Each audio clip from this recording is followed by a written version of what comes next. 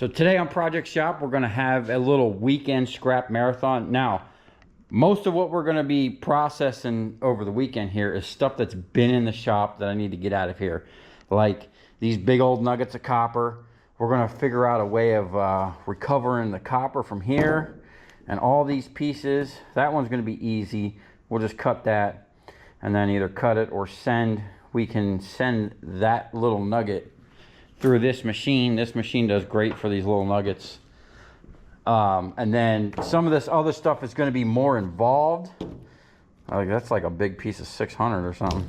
But these are basically a crimp like that I had cut off. And we're probably just going to take the grinder and grind down, try to peel that off and just send it. But we'll figure a way and see how much copper we recover out of that. Then we got some more of this bus duct. Now, this stuff is actually copper. This stuff is heavy. These 4 little pieces weighed 160 pounds.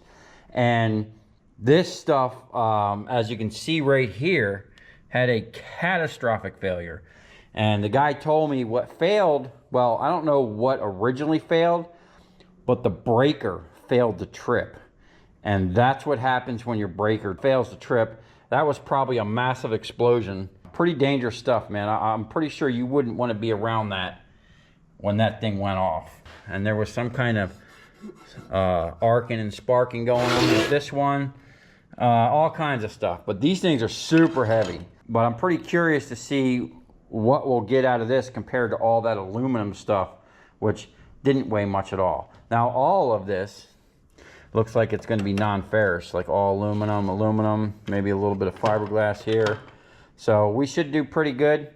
I think I paid the guy $1 a pound for all this stuff. So hopefully we'll get $3 a pound out of all that number 2 copper. Hopefully we don't have to get into cleaning this stuff. We'll kind of just throw it in the bucket and say we didn't see it. And then over here, I actually repalletized all this stuff here and kind of went through it because I needed to know what was happening over here. And what was happening is a lot of micro scrapping. We have, this is ballast and aluminum transformers. This is a whole bunch of stuff we need to go through. Copper ballast, we already started, Steve started cracking these things open. Okay, we got a bunch of transformers already on the table. And I have some lights outside. We'll be getting to that stuff tomorrow. And tomorrow afternoon, I want to go through these buckets right here. So we're going to do a whole separate video on micro scrap, and I have all of these connections and breakers. This is for like a switch, some type of switch gear, and it's just tons of copper. All these things have copper in them. And there was some stuff, if you guys remember that last micro scrapping video, I still have a bunch of this stuff. And then the old titanium, still around here in the shop. Now, I'm hoping pretty soon I'll be able to get to the video that I wanted to make, why this stuff actually made it to the scrap yard. And then it made it back to my shop because I decided not to sell it because titanium isn't even worth that much in scrap. And there's a reason why. And I'll get into that in the video. And there's another reason I want to make a video on this stuff because it's pretty freaking awesome. And then this here, this is pretty much where that titanium came from. If I can find the little nuggets. I don't know if you remember the video, but I had cut up this metal and pushed the titanium out of these coils.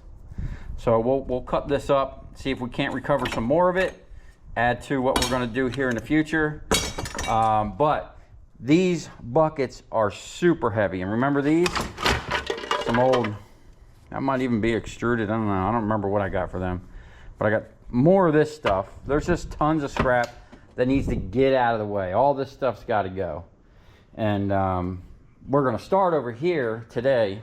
It's actually late, like a Friday evening. But we have this little pile of copper.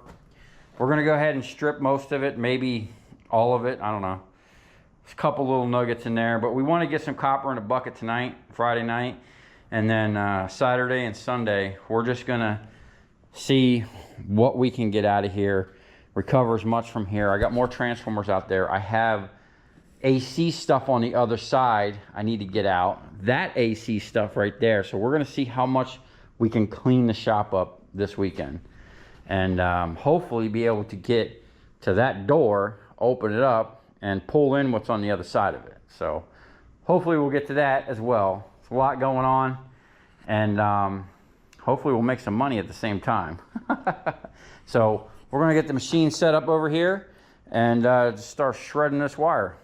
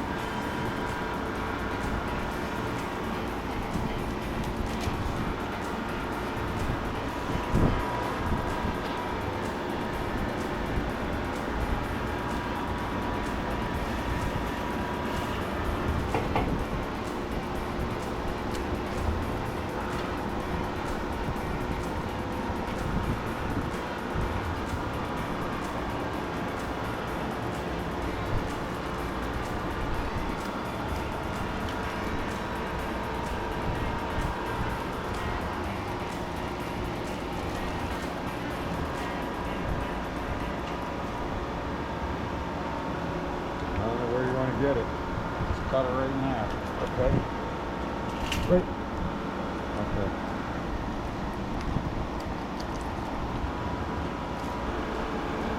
I'm just going to drop this in there and put the spaghetti wire a little smaller.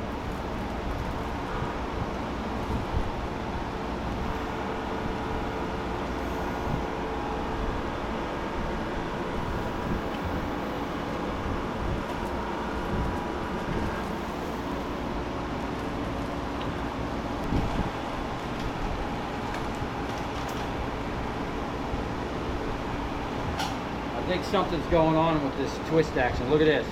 It's not coming back the way it used to. Okay. So after like 2 years of me having this and running 10,000 PSI on a 5,000 PSI system, we're finally getting into some issues. This is not coming back right. I don't know. Normally, when you hit this, it's supposed to flow through.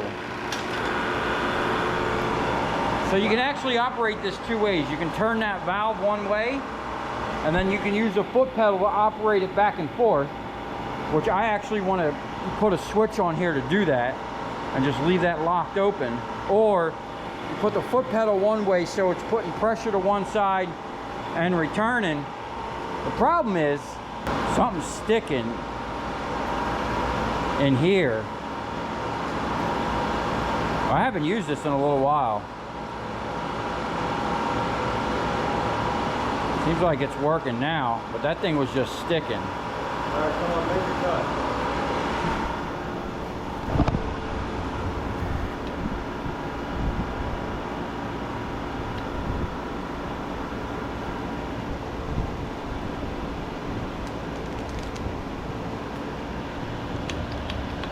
Oh shit.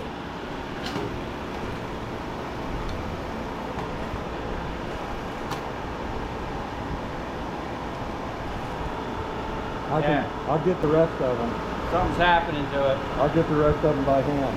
I got another thing to cut. Hang on. So it's building pressure on that side. And the valve, oh! It's building pressure on both. It should build no pressure with that in the middle.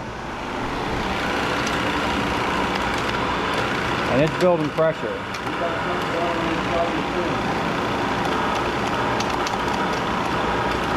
Alright, we're going to stop messing with this.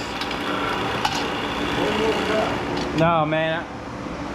I'm not going to have one of these hoses blow up on me. I hear you. So we're going to have to figure out if it's this, which I'd like to take that apart anyway, because I actually have 10-foot whips I'd like to put on here, so we can put that somewhere stationary. And I actually have a gantry I want to put up here.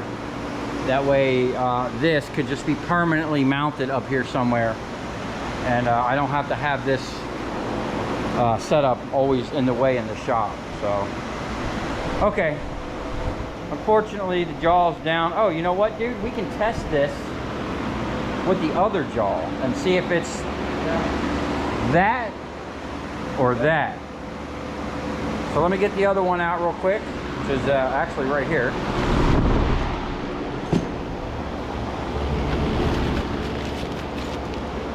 Stuff I found scrapping. This is a spreader jaw, but it does have a cutter. Alright, we'll be right back.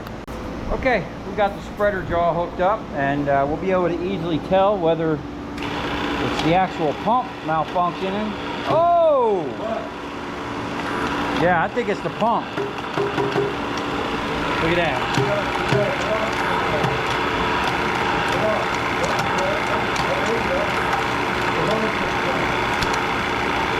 That's because it's pressurized and it's deadheading somewhere. Alright, so at least we know we have an issue with the pump. Probably, like my other pump was having issues, I might just need to take it apart and clean it. I mean, it is kind of dirty. I probably had this thing for 2 years, and it is a Chinese pump. I might have paid 300 bucks for this one. I don't know, maybe 400. I thought this was pretty cheap though.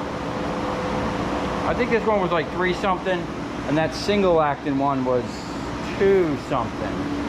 I'm not sure, but at least we know that the hydraulic cutters are good. We got an issue here. So anyway, we're gonna have to put that up on the table, take it apart. You know what I suspect it is? I think it's a piece of rubber. They loosen the line? One day I seen a piece of rubber sticking out of one of these things. Like down in there, that little thing that pushes in. There was like a piece of rubber coming out sideways. Or it was this one. Yeah, look at that. There it is. I bet you it's part of this. There's an O-ring on the inside. Well, there's your problem. Okay. We're gonna have to have a little hydraulic maintenance video coming up soon. Okay, I'm back at it. We did get a little bit of copper in the bucket yesterday. Not much, but we got a good game plan, got this cut up. Even though we had an issue with the jaw, or actually the hydraulic pump, I'm gonna probably take that apart later. You know, we still at least got some copper in the barrel. So today what we're doing is it's actually early for once. We got Oliver here. We're gonna offload this trailer. I got all these white lights. This is another bunch from that Miami job I did. I got another stack of lights over there. But what we're gonna do today is focus on this absolute mess here if the weather holds out. What I want to try to do is get all this off and load up all the steel that we have around here that's ready to go, and then load up all the glass. It's just kind of overwhelming. I've been taking my 2 bags a day over to the dumpster that I'm allowed to dump that comes with my shop, but sometimes I just accumulate too much waste. I just need to take it over to the actual landfill and pay to get rid of it. So that's what we're going to do first thing here. Hopefully make a good dent in getting this out. There's tons of broken glass in those barrels underneath there, and there's a whole pallet of glass underneath that trailer that I'd like to get out of here today and kind of make this look not so chaotic up here.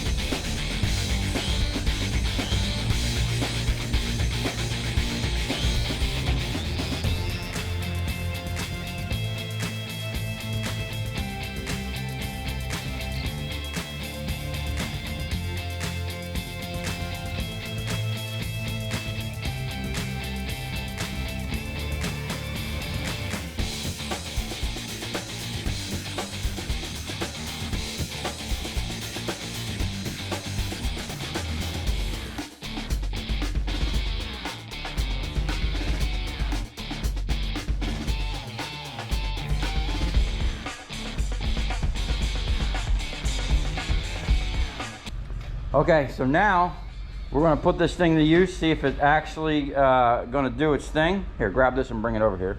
I'm going to let Oliver operate it, see if he's got his CDL. So this one, I don't think it's going to be a problem.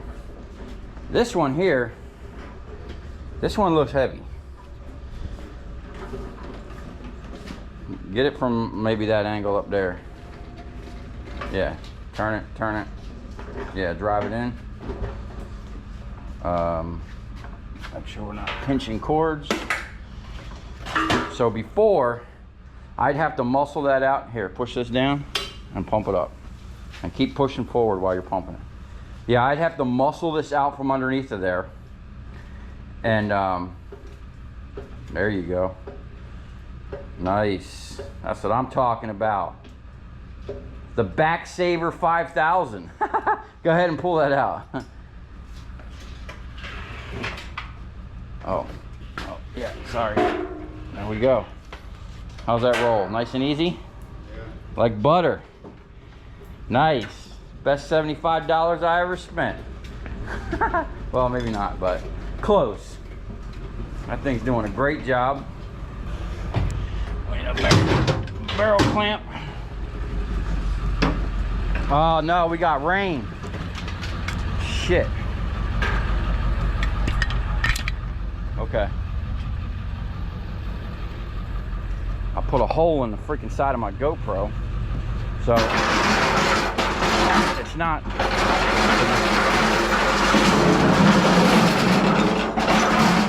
not exactly waterproof anymore, so we like to keep it out of the rain.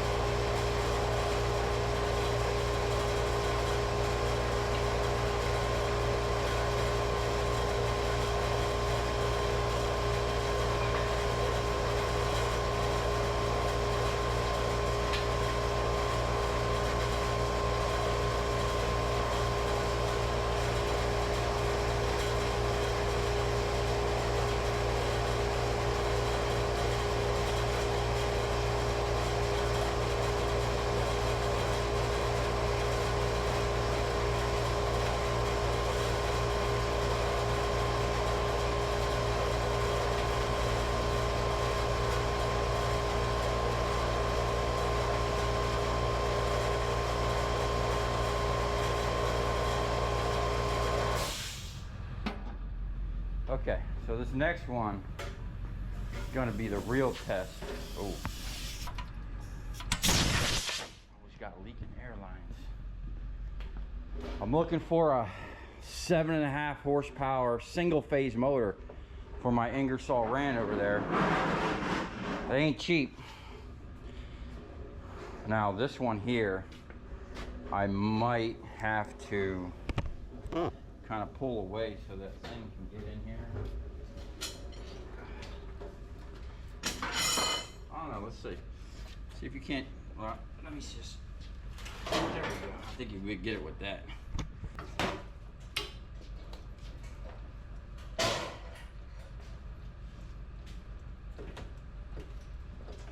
So I'm gonna have to learn to keep the drum off that distance or clean all this shit up so I can come in from another angle. I think I'm gonna clean all that shit up so I come in from another angle, because otherwise I'm gonna be slinging transformer steel all over the floor. Feel a little heavier? Yeah. Yeah, it looked a little heavier. Good deal. Still rolls nice, huh? I bet you that one there is every bit of 800 pounds. We're maxing this thing out, or getting close to it.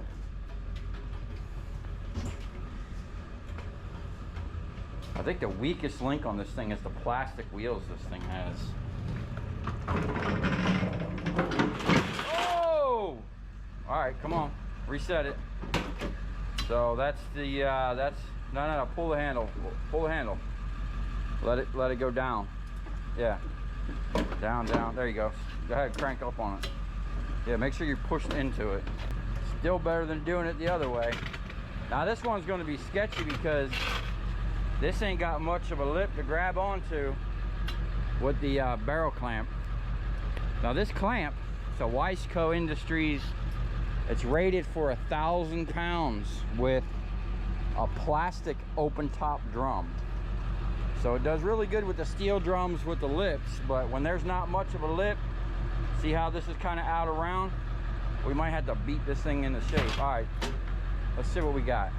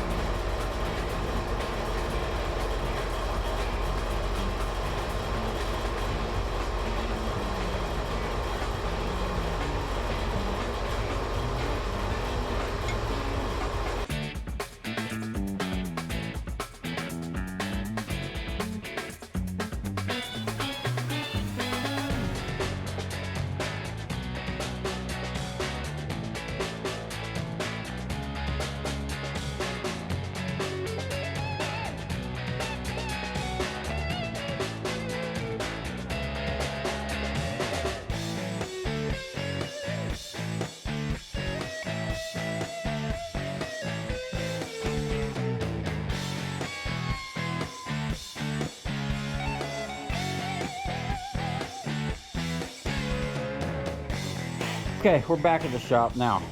I actually went and made 2 trips to the dump today. We cleaned so much stuff up out here. Most of them barrels are empty. There is a couple of them that are full of crushed glass. I just didn't have the time. Or, you know, what happened was Oliver had to leave early. He could only help me a little bit today. So we did what we could. We went to the steel yard and I went to the dump twice. Here's the tickets. Now, crazy thing about cleaning up over there is I found a bunch of scrap I forgot I had. Now, I knew I had this over there. The neighbor always throws stuff in there for me. I totally forgot I had this generator. I'm not even really sure where that came from. And I totally forgot I had this big old stator and rotor sitting out here. Big old nuggets of copper there. So this needs to go back with the stator pile I have in the back. And we need to go through this pile here and liberate this bin so we can have this back. We can use this for copper. And now, you know, I won't have to bend over so much picking it up off the floor. Now the shop is kind of a wreck. Well, it's kind of an organized wreck. I put everything on pallets and moved it in. What I'm gonna do now is I'm gonna shut it down here. It's like 4 o'clock and go home and take a shower because I went to the dump twice today And just one time at the dump makes you want to, you know, go take a shower. 2 times, definitely shower time. So we're gonna go take a shower, get cleaned up. It's the weekend, it's Saturday, so I got to get my end of the week tacos in. I'm gonna go get some tacos, hit the Publix, get some drinks and some food for the shop. I have some filet mignon in there. Tomorrow we're gonna fire up the grill and cook some steaks and have a weekend scrap marathon. But here's the tickets for what happened today. So I went to the steel yard and we had 800 pounds of shreddable sheet metal, and that was 7.5 cents a pound. Then we had 1,720 pounds of prepared steel, and we got 9 cents a pound. Both those numbers came down a little bit, so we made $214.80.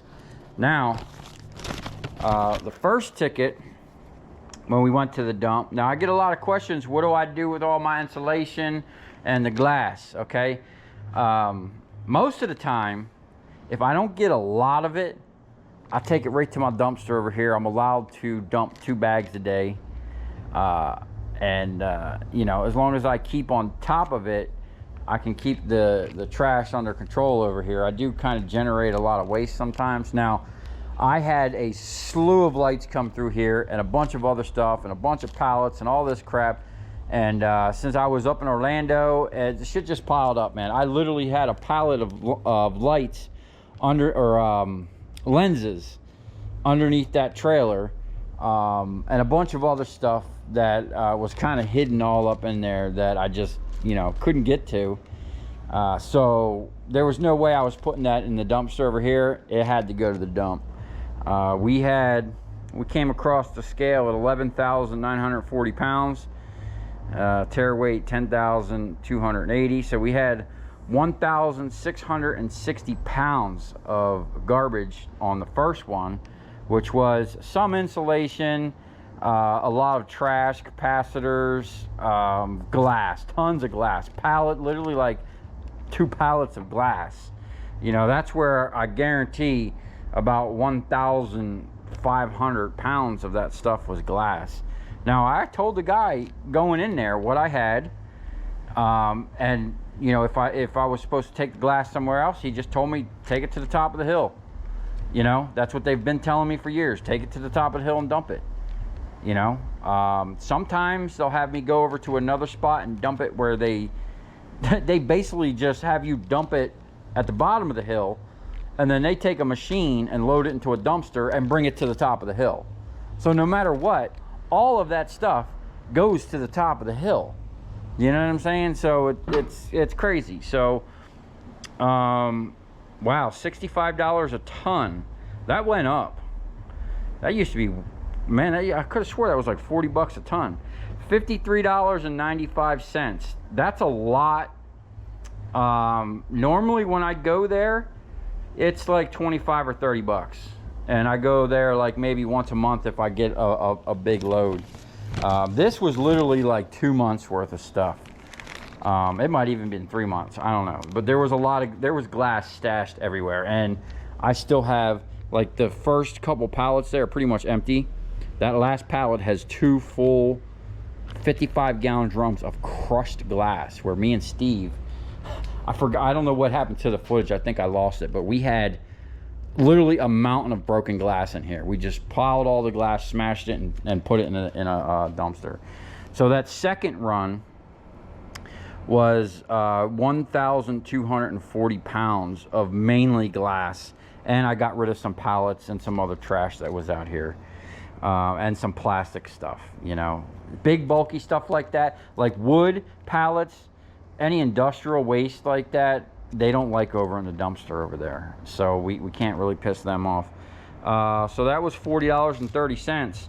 So we had like, you know, almost $95 today just in waste disposal. And then, you know, like another $100. I think Oliver left at like 1 or 2 o'clock, something like that. As soon as we got back, we like loaded up the trailer, and then he left, and then I left, went to the thing. So basically the $214 was a wash for today, which is cool, you know, as long as, hey, if I can get the steel to pay for everything, you know, like the waste disposable and some labor, that's awesome. Back in the day when I used to do transformers a lot, I generated so much prepared steel, I was able to pay all my workers just off of the prepared steel. And you know, and there was times where I had like 5 people working for me. I generated so much prepared steel and I was getting 14 cents a pound for it, you know. So I'd go to the steel yard like every 2 days to offload that stuff, and it'd be, you know, it'd be a nice little chunk, you know. Not so much today. So what we're gonna do, I'm leaving, getting something to eat in the shower. We're gonna come back. Steve might be coming over here to help me later in the evening, and when it cools off, we'll bring them pallets out, bust them lights down, and then underneath those pallets right there, I have a whole bunch of other lights from that new customer. I went and picked up the rest of them, and we're gonna knock them out, and you know, we got an empty trailer here, so we got to get some money on the trailer. And then I'm gonna have to work on this trailer because something's going on with it. I put a spare tire on there and it's getting chewed up, and then this tire over here on the back axle is getting chewed up, you know. So something's definitely going on with this little trailer. I'm working the shit out of it. So what we need to do is jack it up, probably just go ahead and pull the axles off and check all the linkage and all that stuff like that, and make sure it's good to go. I actually replaced like all the springs and the bolts and the linkages on this trailer one time before, and then the dude at the scrap yard slammed into it with a magnet, and I've been having problems with that freaking wheel right there ever since. So all right, I'll see you guys later.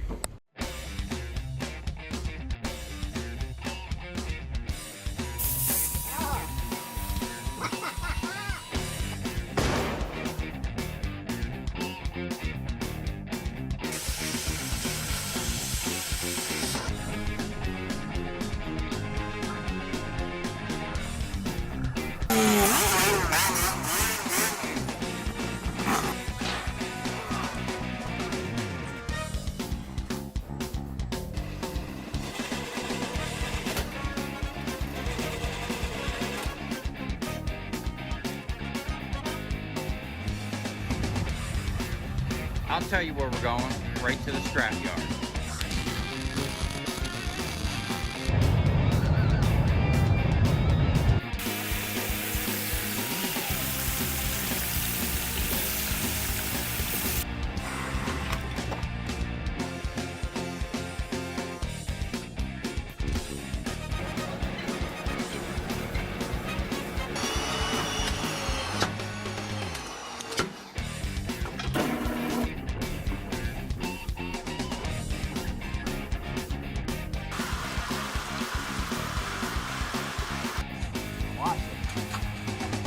Dancing. You ever seen your copper dancing before?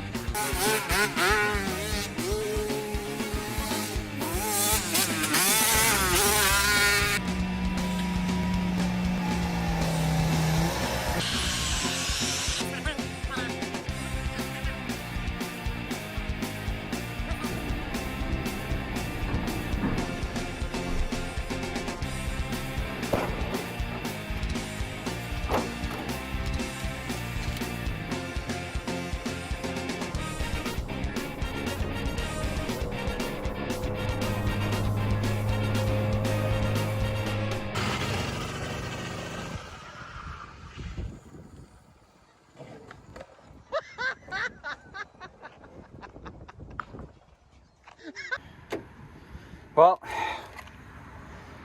this is what happens when you're dealing with flatheads and you're down to your last one. I literally broke one side, kept going, got like 3 or 4 off, and then broke the other side, and then she just gave up the ghost. And then I had to resort back to this one, which has both ends broke off. So we basically had to resort to small arms and hand-to-hand combat to complete this mission. And man, did I forget to? Man, I hope not. Oh, that would suck. Anyway, check out the sky. Oh, I did miss 2 of them. Look at the sky. At least we get a cool sunset over here. I don't know how far. I'm in Cape Coral.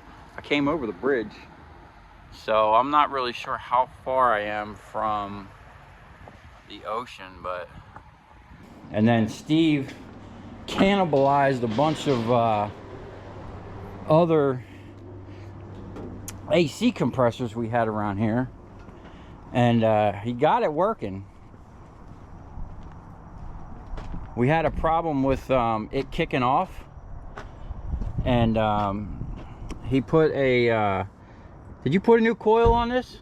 Yeah, he put a different coil on it, the magnetic coil, and then he actually shaved down the face of it because there were shims in here. He took all the shims out and the gap was still too big.